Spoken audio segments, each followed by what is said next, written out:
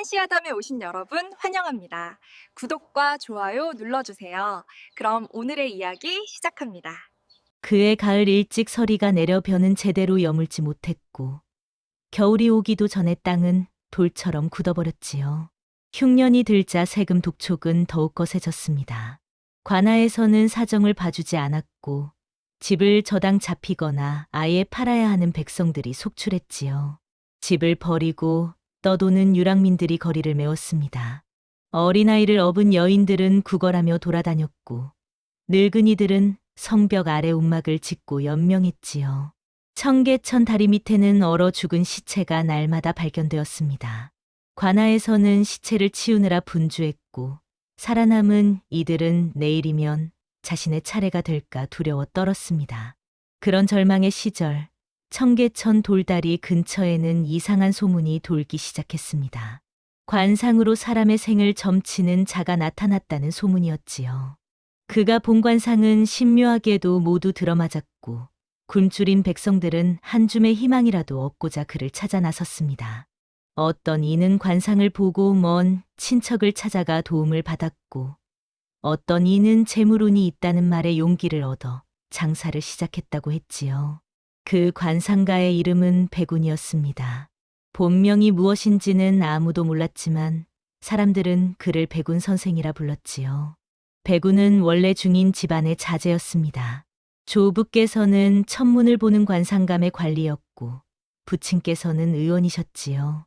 나름 유복한 집안이었으나 3년 전 갑작스러운 역병으로 가족을 모두 잃었습니다. 백운은 홀로 남았습니다.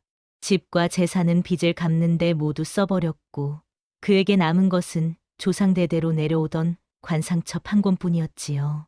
백운은 어릴 적부터 조부에게 관상을 배웠습니다. 사람의 얼굴에는 그의 과거와 현재, 그리고 미래가 모두 담겨 있다고 조부께서는 말씀하셨지요. 백운의 눈매는 매서웠습니다. 검은 눈동자는 날카로웠고 사람을 꿰뚫어 보는 듯한 시선을 가졌지요. 수염은 단정하게 손질되어 있었고 비록 누더기 같은 옷을 입었지만 어딘가 기품이 남아 있었습니다. 그 냉철한 표정 속에는 깊은 슬픔이 숨어 있었습니다. 가족을 잃은 슬픔, 몰락한 가문의 한, 그리고 이제는 돌이킬 수 없는 과거에 대한 아쉬움이었지요.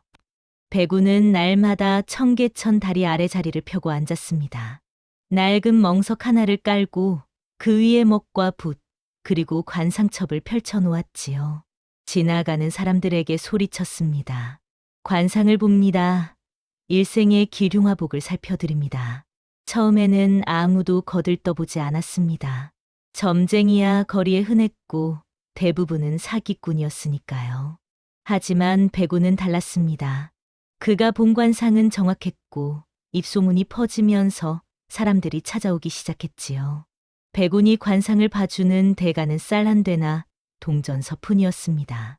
가난한 이들에게는 그마저 큰 돈이었지만 백운의 입에서 나오는 말은 귀했지요. 어느 날은 한 상인이 찾아왔습니다. 장사가 잘 안 된다며 한숨을 쉬었지요. 백운은 그의 얼굴을 찬찬히 살펴보더니 말했습니다. 나으리의 인당에 붉은 기운이 서렸습니다. 재물운이 곧 찾아올 것이니 동쪽으로 장사를 떠나시면 이익을 보실 것입니다. 상인은 반신반의하며 돌아갔습니다. 하지만 보름 뒤 그는 비단 한 피를 들고 다시 찾아왔지요. 동쪽 마을에서 장사를 크게 성공시켰다며 감사 인사를 했습니다. 또 어느 날은 젊은 여인이 찾아왔습니다. 시집갈 혼처가 정해졌는데 마음이 놓이지 않는다고 했지요. 백운은 여인의 송금과 얼굴을 보더니 고개를 저었습니다. 애기씨, 그 혼처는 피하시는 것이 좋겠습니다. 상대 남정네의 생김새는 어떠하십니까? 여인은 한 번도 본 적이 없다고 했습니다. 중매쟁이 말만 듣고 혼인을 결정했다고 했지요. 백운은 조심스럽게 말했습니다. 애기씨의 관상에 애군이 보입니다. 올해 안에 혼인하시면 3년 안에 상을 당하실 것입니다. 여인은 깜짝 놀라 혼인을 미루었습니다. 그리고 석 달 뒤 그 혼처로 정해졌던 남정네가 도박 빚에 쫓겨 강에 몸을 던졌다는 소식이 들렸지요. 여인은 백운을 찾아와 절을 하며 목숨을 구해주었다고 감사했습니다. 이렇게 백운의 명성은 날로 높아졌습니다. 그러나 백운 자신은 기쁘지 않았습니다. 사람들의 얼굴을 볼 때마다 그들의 불행한 미래가 보였기 때문이었지요. 누구는 병으로 죽을 것이고, 누구는 재산을 잃을 것이며, 누구는 자식과 생이별할 것이었습니다. 백운은 그것을 알면서도 말하지 못했습니다. 진실을 말하면 사람들이 절망할 것이고, 거짓을 말하면 양심이 괴로웠지요. 백운에게는 두 사람의 인연이 있었습니다. 하나는 약재상을 운영하는 최용이었습니다. 최용은 70평생을 한양에서 살아온 노인으로 젊은 시절 궁궐에서 의원 노릇을 했던 분이었지요. 은퇴한 뒤 작은 약방을 차려 가난한 백성들을 치료해 주었습니다. 최용은 백운의 집안을 알고 있었습니다. 백운의 부친이 자신의 제자였기 때문이지요. 최용은 백운을 안타깝게 여겼습니다. 날마다 청계천을 지날 때면 백운에게 따뜻한 차 한 잔을 건네며 격려했지요. 백운, 세상이 어지러울수록 자네 같은 이가 필요하네. 사람들에게 희망을 주는 것도 훌륭한 일이라네. 백운은 고개를 숙이며 대답했습니다. 선생님, 소인은 희망을 주는 것이 아니라 거짓말을 하는 것 같습니다.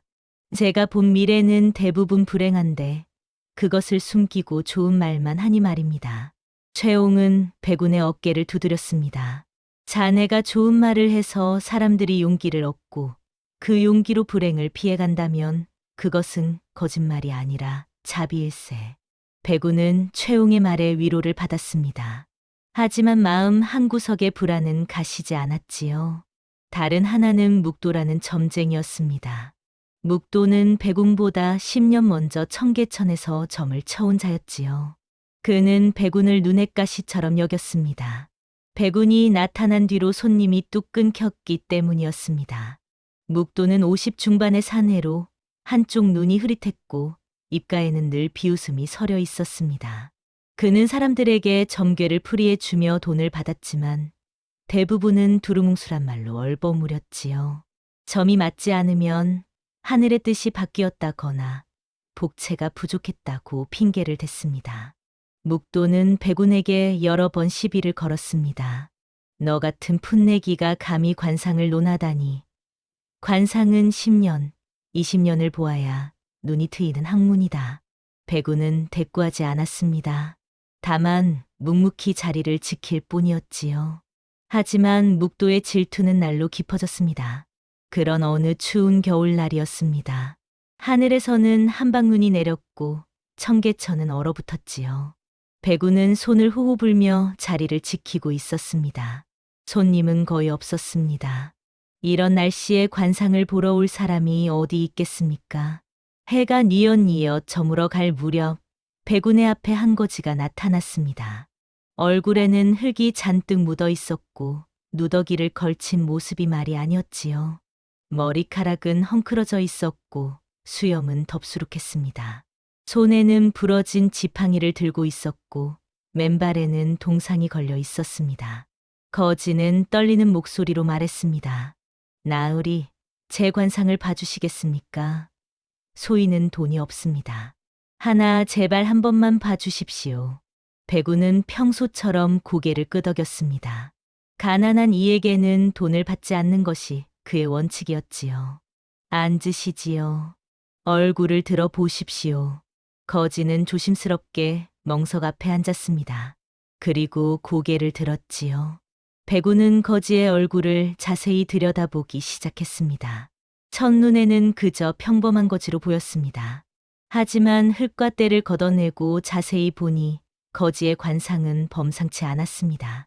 이마는 넓고 둥그스름했습니다. 이는 총명함의 표시였지요. 귀는 두터웠고 귓불이 길었습니다. 이는 복록의 상이었습니다. 눈은 비록 탁해 보였지만 그 속에는 예사롭지 않은 빛이 서려 있었지요. 백운은 숨을 죽이며 더 자세히 살폈습니다. 코는 굵고 오뚝했으며 인중은 깊었습니다. 입술은 도톰했고 턱은 넓고 각졌지요. 이 모든 것이 의미하는 바는 하나였습니다. 이것은 왕우장상의 골격이었습니다. 백운은 평생 수많은 얼굴을 보아왔지만 이런 관상은 처음이었습니다. 왕족이나 고위 관료에게서나 볼 수 있는 상이었지요. 그런데 어찌하여 이런 관상을 가진 자가 거지 행색으로 떠돌아다니는 것일까요? 백운의 손이 떨리기 시작했습니다. 머릿속이 복잡해졌지요. 이것은 길한 상인가, 흉한 상인가? 아니, 이것은 상이 문제가 아니었습니다. 이런 관상을 가진 자가 거지로 살고 있다는 것 자체가 문제였습니다. 혹시 영무에 연루된 자는 아닐까? 왕족이나 대신, 가문의 자제가 화를 피해 도망친 것은 아닐까? 만약 그렇다면 관아에 구하면 상을 받을 수도 있을 것입니다. 하지만 만약 이 사실을 알고도 숨겼다가 들통나면 백운 자신도 역적으로 몰려 목숨이 위태로울 것이었습니다. 백운의 입술이 바짝 말랐습니다. 그는 물잔을 들어 물을 마셨지만 목구멍이 메어 넘어가지 않았지요. 거지는 백운의 얼굴을 조용히 지켜보고 있었습니다. 그 눈빛에는 체념과 기대가 교차하고 있었습니다. 한참의 침묵이 흘렀습니다. 눈은 계속 내렸고 주변은 점점 어두워졌지요. 백운은 마침내 입을 열었습니다. 소인이 실력이 부족하여 영감의 관상을 볼 수 없습니다. 거지는 백운의 눈을 가만히 들여다보았습니다. 정녕 보이지 않으십니까? 아니면 보이는데 말씀하시지 못하는 것입니까? 백운은 대답하지 않았습니다. 다만 고개를 저으며 말했지요. 다른 곳을 찾아가 보시지요. 소인은 영감을 도와드릴 수 없습니다. 거지는 한동안 백운을 바라보았습니다. 그리고는 희미한 미소를 지으며 일어섰습니다. 고맙습니다, 나으리. 보지 않아 주셔서 고맙습니다. 거지는 절을 하고 돌아섰습니다. 눈발 속으로 사라지는 그의 뒷모습을 보며 백운은 가슴이 답답했습니다. 그날 밤 백운은 잠을 이룰 수 없었습니다. 작은 움막에 누워 천장을 바라보았지만 눈앞에는 거지의 얼굴이 계속 떠올랐지요. 저런 관상을 가진 자가 왜 거지 행색으로 떠돌아다니는가? 혹시 영무에 연루된 자는 아닐까? 만약 그렇다면 관아에 알려야 하는 것이 아닐까? 하지만 다른 생각도 들었습니다. 만약 억울하게 누명을 쓴 자라면 어떻게 할 것인가? 백운이 고발함으로써 무고한 사람이 죽는다면 그 죄는 누가 질 것인가? 백운은 뒤척이며 밤을 지새웠습니다. 그리고 새벽녘 깊은 잠에 빠졌을 때 기이한 꿈을 꾸었습니다. 흰 도포를 입은 노인이 나타났습니다. 노인의 수염은 허옇게 새었고 얼굴에는 주름이 가득했지만 눈빛만은 또렷했지요. 노인은 백운을 내려다보며 말했습니다. 백운아, 내가 본 것이 무엇이냐? 백운은 꿈속에서 대답했습니다. 왕우장상의 관상을 보았습니다. 노인이 다시 물었습니다. 그것이 전부냐? 백운은 고개를 숙였습니다. 아닙니다. 고난을 견딘 흔적도 보았고 슬픔도 보았으며 살고자 하는 의지도 보았습니다. 노인은 고개를 끄덕였습니다. 참된 얼굴은 때를 기다린다. 서두르지 말고 지켜보거라. 그 말을 남기고 노인은 사라졌습니다. 백운은 식은땀을 흘리며 잠에서 깨어났지요. 꿈속의 노인이 누구인지는 알 수 없었습니다. 어쩌면 돌아가신 조부일 수도 있고 더 먼 조상일 수도 있었지요. 백운은 노인의 말을 곰곰이 생각했습니다. 참된 얼굴은 때를 기다린다. 무슨 뜻일까요? 관상은 변하지 않는 것인데 무엇을 기다리라는 것일까요? 며칠이 지났습니다. 백운은 평소처럼 청계천에서 관상을 보았지만 마음은 늘 불안했지요. 그런데 어느 날 첫 번째 시련이 찾아왔습니다. 묵도가 거리에 소문을 퍼뜨린 것이었습니다. 백운이 관상을 잘못 봐서 한 상인이 재산을 모두 잃었다는 것이 소문이었지요. 사실 그 상인은 도박으로 재산을 날린 것인데 묵도는 백운의 잘못이라고 몰아갔습니다. 소문은 빠르게 퍼졌습니다. 사람들은 백운을 의심하기 시작했고 관상을 보러 오는 이들이 뚝 끊겼지요. 어떤 이는 백운을 보며 손가락질을 했고 어떤 이는 돌을 던지기도 했습니다. 백우는 억울했습니다. 하지만 변명하지 않았습니다. 변명을 해도 소용없다는 것을 알았기 때문이지요. 대신 백우는 조용히 청계천 다리 아래를 떠나기로 했습니다. 백우는 청계천 상류로 자리를 옮겼습니다. 사람이 적고 한적한 곳이었지요. 그곳에서 백우는 달라지기 시작했습니다. 더 이상 많은 손님을 받지 않았습니다. 하루에 서너 명만 관상을 봐주었지요. 그리고 백우는 사람의 얼굴만 보는 것이 아니라 그들의 이야기를 듣기 시작했습니다. 어떻게 살아왔는지, 무엇을 바라는지, 무엇이 두려운지 물었지요. 그러자 신기한 일이 일어났습니다. 사람들의 얼굴이 다르게 보이기 시작한 것입니다. 똑같은 관상이라도 그 사람의 삶에 따라 의미가 달라졌습니다. 재물운이 있어도 욕심이 많으면 불행해지고, 재물운이 없어도 만족할 줄 알면 행복해졌지요. 백우는 깨달았습니다. 관상은 운명을 정하는 것이 아니라 단지 가능성을 보여주는 것일 뿐이라고 말입니다. 그러던 어느 날 밤이었습니다. 보름달이 밝게 떠오른 밤이었지요. 백우는 강가를 거닐고 있었습니다. 겨울이었지만 그날따라 날씨가 포근했고 별들이 총총히 빛나고 있었습니다. 강가의 한바위 위에서 희미한 불빛이 보였습니다. 백우는 조심스럽게 다가갔지요. 가까이 가서 보니 그 거지였습니다. 거지는 작은 등잔을 켜놓고 무언가를 읽고 있었습니다. 백우는 숨을 죽이고 그 광경을 지켜보았습니다. 놀랍게도 거지가 읽고 있는 것은 책이었습니다. 그것도 한문으로 된 병서였지요. 손자병법이었습니다. 거지는 책장을 넘기며 중얼거렸습니다. 고루 적을 알고 나를 알면 100번 싸워도 위태롭지 않다. 백운의 가슴이 쿵쾅거렸습니다. 단순한 거지가 아니었습니다.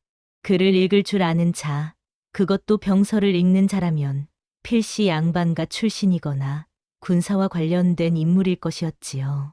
백운은 자신도 모르게 작은 소리를 냈습니다.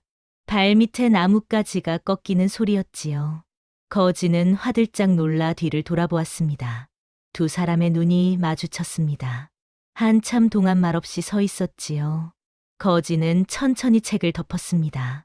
그리고 조용히 말했습니다. 나으리께서 이 밤에 웬일이십니까? 백운도 천천히 다가가 바위 앞에 섰습니다. 소인도 산책 중이었습니다. 영감께서 책을 읽고 계시는 줄은 몰랐습니다. 거지는 씁쓸하게 웃었습니다. 부끄럽습니다. 거지 주제의 책을 읽다니 말입니다. 백운은 고개를 저었습니다. 아닙니다. 배움을 잃지 않으신 것이 훌륭하십니다. 잠시 침묵이 흘렀습니다. 강물 소리만 들렸지요. 거지가 먼저 입을 열었습니다. 나으리께서는 제 관상을 보시고 무엇을 아셨습니까? 백운은 망설였습니다. 진실을 말해야 할까? 아니면 계속 숨겨야 할까? 하지만 이제는 더 이상 피할 수 없다는 것을 알았습니다. 영감께서는 귀한 분이십니다. 하나 그 귀함이 오히려 화가 되었지요. 거지는 고개를 끄덕였습니다. 과연 명관상가시군요. 그렇습니다. 소인은 한때 귀한 신분이었습니다. 하나 이제는 목숨을 부지하기 위해 거지로 살아가는 천한 몸이 되었지요. 백우는 더 묻지 않았습니다. 거지도 더 말하지 않았지요. 두 사람은 그저 강물을 바라보며 서 있었습니다. 함께 차라도 한잔 하시겠습니까? 거지가 물었습니다. 백우는 고개를 끄덕였지요. 거지는 작은 주머니에서 차를 꺼내 끓이기 시작했습니다. 백우는 놀랐습니다. 거지가 차를 가지고 다닌다니 말입니다. 어디서 구하셨습니까? 지나가던 스님께서 주셨습니다. 좋은 차는 아니지만 추운 밤을 견디기에는 충분합니다. 두 사람은 말없이 차를 마셨습니다. 따뜻한 차가 목구멍을 타고 내려가자 몸이 조금 풀리는 것 같았지요. 그날부터 두 사람은 묘한 인연을 이어갔습니다. 밤마다 강가에서 만나 차를 나누었지만 서로의 이름이나 내력은 묻지 않았지요. 그저 세상사에 대해 이야기하거나 때로는 말없이 앉아 있기도 했습니다.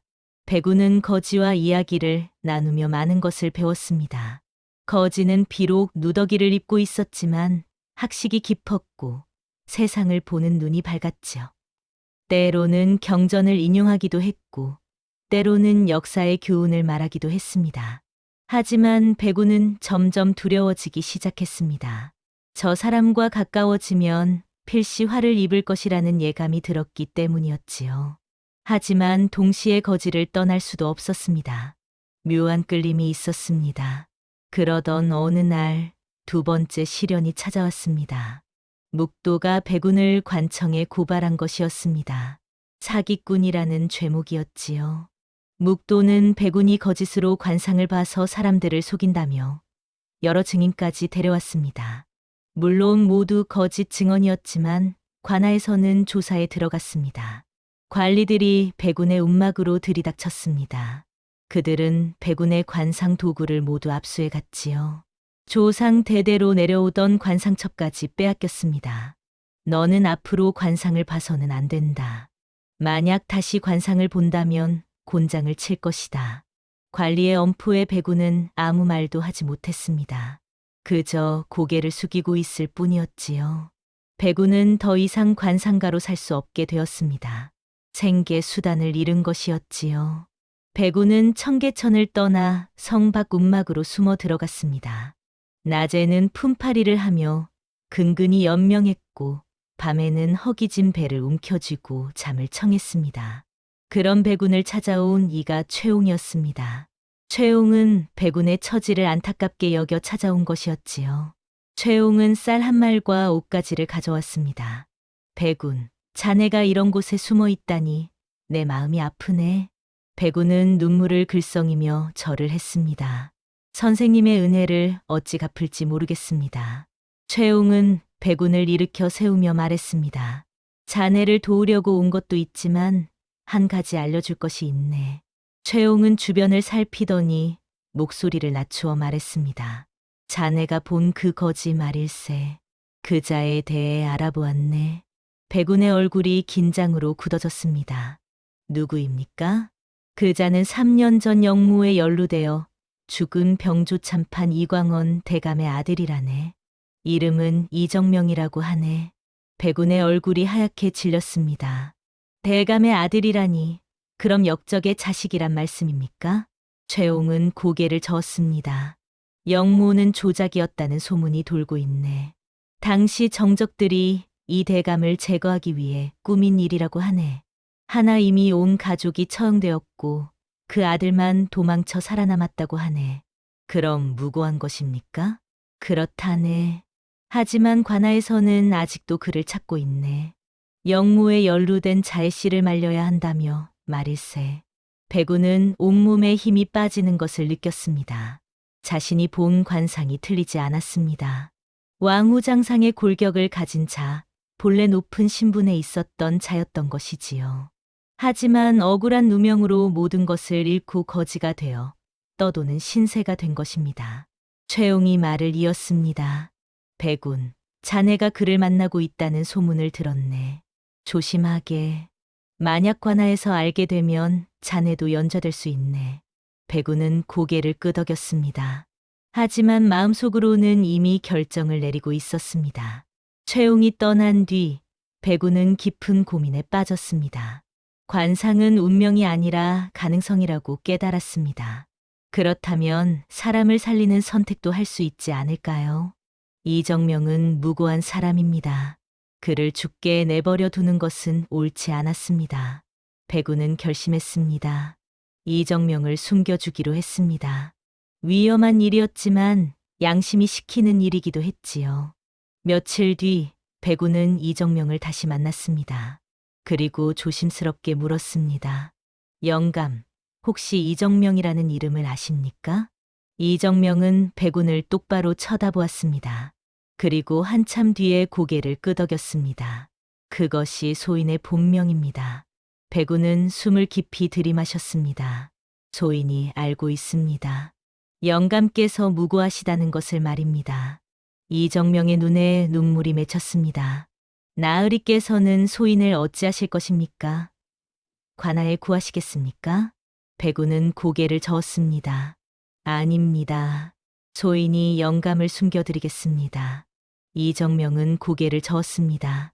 그럴 수 없습니다. 나으리께 누를 끼칠 수 없습니다. 하지만 백우는 단호했습니다. 이미 결정한 일입니다. 영감께서는 소인을 믿으십시오. 그날 밤 이정명은 백운에게 자신의 이야기를 들려주었습니다. 나으리, 소인은 본래 준수한 용모를 지녔었습니다. 부친께서는 병조 참판이셨고 소인은 무과에 급제하여 장교로 복무하고 있었지요. 백운은 조용히 이정명의 이야기를 들었습니다. 하나 3년 전 부친께서 영무에 연루되셨습니다. 정적들이 꾸민 모함이었지만 임금께서는 믿으셨지요. 온 가족이 붙잡혔고 소인만 마침 지방에 출장을 가 있어서 화를 면했습니다. 이정명의 목소리가 떨렸습니다.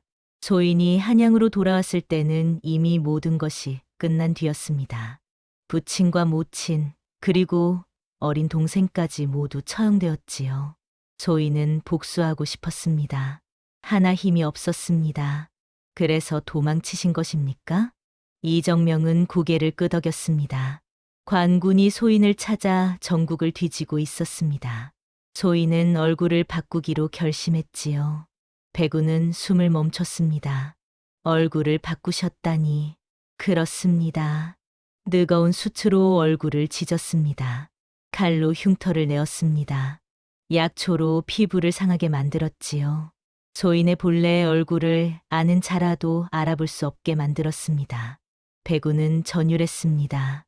가장 귀한 관상을 스스로 망가뜨린 것이었습니다. 얼마나 큰 고통이었을까요? 얼마나 큰 결단이었을까요? 제가 타고난 얼굴을 지켰다면 진작에 죽었을 것입니다. 살기 위해 운명을 거스른 것입니다. 백우는 온몸에 소름이 돋았습니다. 운명을 거스른 자. 관상가로서 평생 믿어온 모든 것이 흔들렸습니다. 사람의 얼굴에 운명이 새겨져 있다고 믿었는데 그 얼굴조차 바꿀 수 있다는 것이었습니다. 두 사람은 밤새 이야기를 나누었습니다. 이정명은 지난 3년간의 유랑 생활을 들려주었고 백우는 관상에 대한 자신의 깨달음을 나누었지요. 하지만 그들의 평화는 오래가지 못했습니다. 바로 다음 날 밤 절망이 찾아왔습니다. 관군이 움막을 포위한 것이었지요.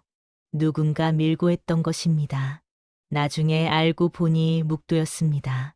묵도가 백운과 거지가 함께 있는 것을 보고 관아에 신고한 것이었습니다. 문을 열어라. 역적을 숨긴 자, 나와라. 관군의 외침에 백운과 이정명은 얼어붙었습니다. 도망칠 길이 없었습니다. 사방이 포위되어 있었지요. 그때 밖에서 목소리가 들렸습니다. 최용이었습니다. 관군 나으리들, 역적은 제가 숨겨주었습니다. 저를 잡아가십시오. 백우는 깜짝 놀라 문을 열었습니다. 최용이 관군 앞에 서 있었지요. 이 늙은이가 역적의 자식을 숨겨주었습니다. 백우는 아무것도 모릅니다. 백우는 뛰쳐나가려 했지만 이정명이 붙잡았습니다. 안 됩니다. 최용 어른의 뜻을 헛되이 하시면 안 됩니다. 관군은 최용을 끌고 갔습니다. 백우는 그 모습을 지켜보며 눈물을 흘렸지요. 최용은 백운을 바라보며 미소를 지었습니다. 그 미소는 살아라는 뜻이었습니다. 백운은 갈림길에 섰습니다. 침묵하면 살 수 있었습니다. 이정명과 함께 도망쳐 먼 곳에서 새로운 삶을 시작할 수도 있었지요. 하지만 양심이 백운을 괴롭혔습니다.